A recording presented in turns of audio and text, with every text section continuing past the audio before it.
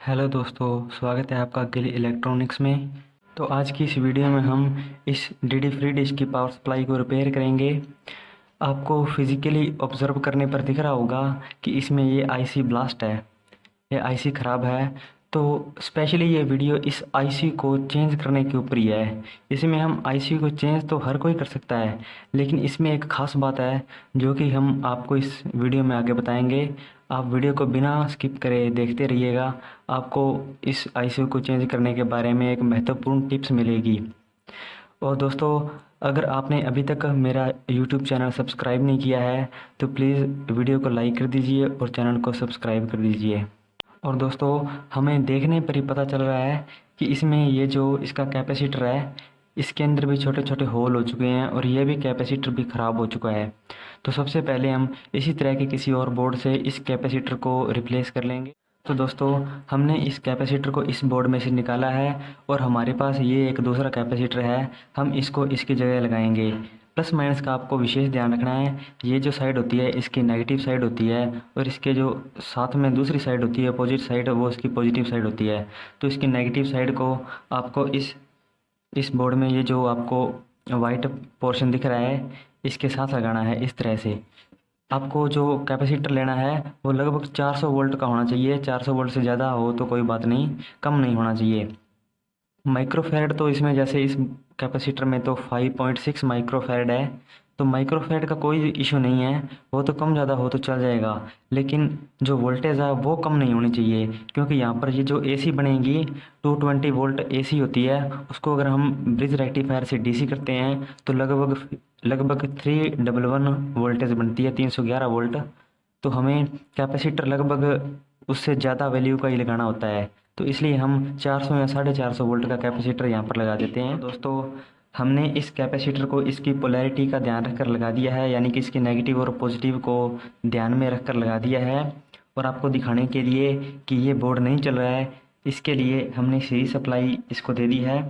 आप देख सकते हो सीरीज सप्लाई का बल्ब ग्लो हो चुका है। तो इसके कैपेसिटर के पॉइंट्स पर हमें 280 वोल्टेज लगभग मिल रहे हैं।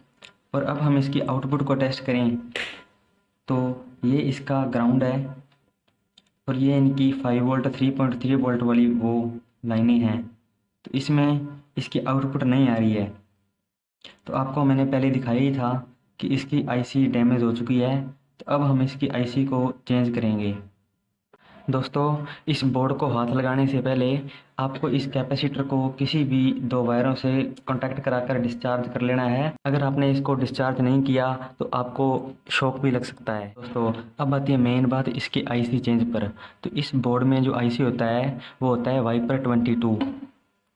तो इस आईसी को आप किसी और बोर्ड से भी देख सकते हो। ये इस बोर्ड में आईसी लगी हुई है, आप देख सकते हो वाइपर 22। ये देख सकते हो आप वाइपर 22A। तो ये आईसी हम इस बोर्ड में डालेंगे। इसी तरह की आईसी हमारे पास एक है वाइपर 22A, आपको दिख रही होगी। तो इस आईसी को हम इस बोर्ड में डालेंगे।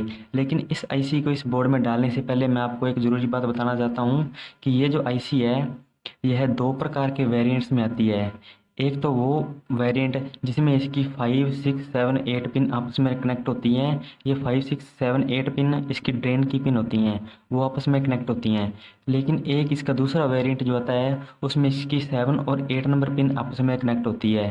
तो अगर हमने उस बोर्ड में जिसमें 5 से लेकर 8 नंबर पिन आपस में कनेक्ट हैं, यानी कि 4 पिन आपस में कनेक्ट हैं, उस बोर्ड में अगर उस आईसी को लगा दिया जिसकी सिर्फ 7 और 8 पिन ही आपस में कनेक्ट हैं, तो वो बोर्ड काम नहीं करेगा, या हो सकता है कि वो आईसी भी ख़राब हो जाए। या हमने ऐसा कर दिया कि जैसे हमारे पास वो बोर्ड है जिसमें सिर्फ 7 और 8 पिन ही आपस में कनेक्ट हैं, उसके नीचे जो प्रिंट होते हैं वो आपस में कनेक्ट हैं। या उस बोर्ड में पहले से वो आईसी लगी हुई थी जिसमें 7 और 8 नंबर पिन आपस में कनेक्ट है, और उसकी जगह हमने वो आईसी लगा दी जिसमें 5 से लेकर 8 नंबर पिन आपस में कनेक्ट होती हैं।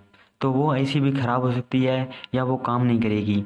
तो हमें कैसे पता चलेगा कि हमने कौन से बोर्ड में कौन सी आईसी को इंस्टॉल करना है? इसके लिए आपको सबसे पहले आपका बोर्ड देखना है जिस बोर्ड में आपको उस आईसी को लगाना है। तो जैसे हमारे इस बोर्ड में आप देख सकते हो इसकी ये ये वाली पिन है वो 7 और ये वाली पिन 8 नंबर पिन है। तो ये जो पिन है आपस में आप देख सकते हो, ये आपस में एक दूसरे के साथ कनेक्ट हैं। तो हमें पता चल गया कि ये वो वाला वेरिएंट है जिसमें 7 और 8 नंबर पिन आपस में कनेक्ट हैं। तो हम इस बोर्ड में उसी आईसी को लगाएंगे जिस आईसी की 7 और 8 नंबर पिन आपस में कनेक्ट होंगी। तो हमें ये कैसे पता चलेगा? इसके लिए आपको सबसे पहले मल्टीमीटर ले लेना है। तो हमने मल्टीमीटर को कंटिन्यूटी मोड पर सेलेक्ट कर लिया है। अब हम आईसी के पिनों को जानेंगे। तो ये जो इसका कट होता है, इसको अगर हम लेफ़्ट साइड में रखते हैं तो इसकी ये जो नीचे वाली जो पिन होती है वह इसकी 1 नंबर पिन होती है, और ये इसकी इस तरह से 4 नंबर, ये 5 नंबर, 6 नंबर, 7 नंबर और 8 नंबर पिन हो जाएगी। तो अगर हमें इसको जानना है कि यह कौन सी आईसी है, तो आपको ये पता ही होगा कि दोनों वेरिएंट में 7 नंबर और 8 नंबर पिन तो इसकी कॉमन होती ही होती हैं। तो हम इस मल्टीमीटर की एक पिन को इस 7 नंबर के 8 नंबर या 7 नंबर के साथ लगा देंगे, और दूसरी जो हमारे पास प्रोब बचेगी उसको हम 5 नंबर से लगाकर टेस्ट करेंगे। तो ये कोई भी कंटिन्यूटी शो नहीं कर रहा है। उसके बाद 6 नंबर से लगाकर चेक करेंगे तो भी कंटिन्यूटी शो नहीं होगी, मतलब कोई वैल्यू आएगी लेकिन कंटिन्यूटी नहीं आएगी। उसके बाद में अगर हम इसकी 7 नंबर पिन के साथ चेक करेंगे तो कंटिन्यूटी आ रही है, आप इसकी बीप की आवाज़ सुन सकते हो। तो इसका ये मतलब हुआ कि ये जो हमारी आईसी है वह वो आईसी है जिसकी 7 और 8 नंबर पिन ही आपस में जस्ट कनेक्ट हैं।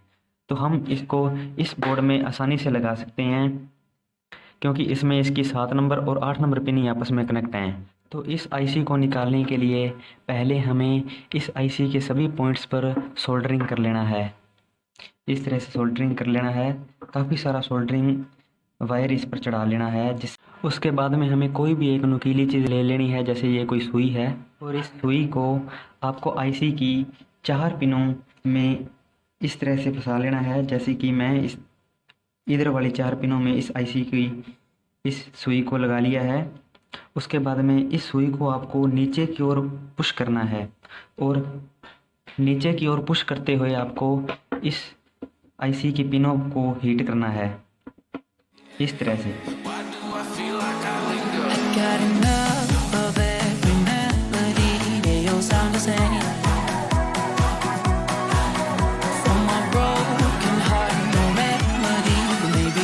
तो आप देख सकते हो इस आईसी की ये 4 पिनें फ्री हो चुकी हैं।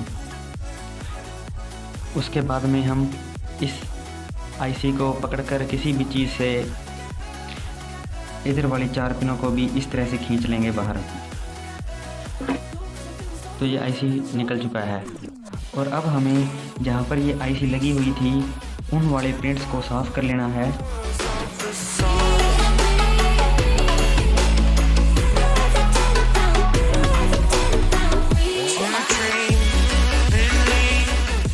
और अब उसी सुई की मदद से इन होल्स को साफ कर लेना है।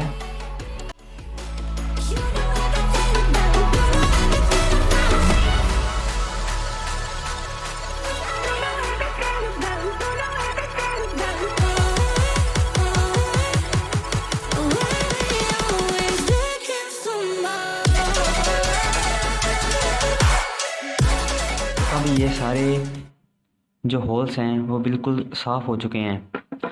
तो अब इस आईसी को लगाने के लिए आपको पता है कि इसकी 7 नंबर और 8 नंबर पिन आपस में कनेक्ट हैं। तो इस बोर्ड की 7 नंबर और 8 नंबर जो आपस में कनेक्ट हैं वो ये रही। तो इनको एक साथ मैच करके लगा देना है इस तरह से। आईसी इस बोर्ड के अंदर फिट हो चुका है।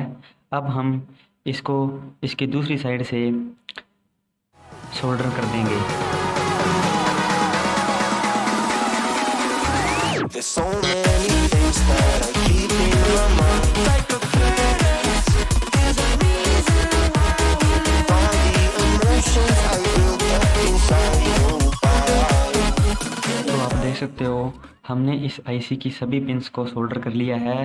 आपको किसी अन्य पिन को किसी और पिन के साथ शॉर्ट नहीं करना है। इसके लिए आपको इस नीडल को इन सभी पिन्स के बीच में से एक एक बार गुजार कर देखना है। उसके बाद में वेरीफाई कर लेना है कि कोई भी पिन एक दूसरे के साथ सोल्डर न हो गई हो। अब उसके बाद में हमें इसको चेक करना है। चेक करने के लिए हमें इसको सीरीज़ लैंप से ही सप्लाई पहले एक बार देके देखनी है। तो हमने इस बोर्ड को सीरीज़ सप्लाई के साथ जोड़ दिया है, आप देख सकते हो। अब हम इसकी आउटपुट को टेस्ट करेंगे। इसके लिए हमने मीटर को 200 वोल्ट डीसी की रेंज में सेलेक्ट कर लिया है। इसकी एक प्रोब को हमने ग्राउंड पर लगा दिया है और दूसरी प्रोब को इसकी अब हम 3.3 वोल्ट वाली लाइन पर लगा रहे हैं। तो 4.2 वोल्ट लगभग आ रहे हैं, तो ये इसकी लाइन सही है। उसके बाद में ये है इसकी 12 वोल्ट वाली लाइन, तो इसमें 12 वोल्ट 16 वोल्ट के करीब आ रहे हैं, तो ये भी इसकी लाइन सही है।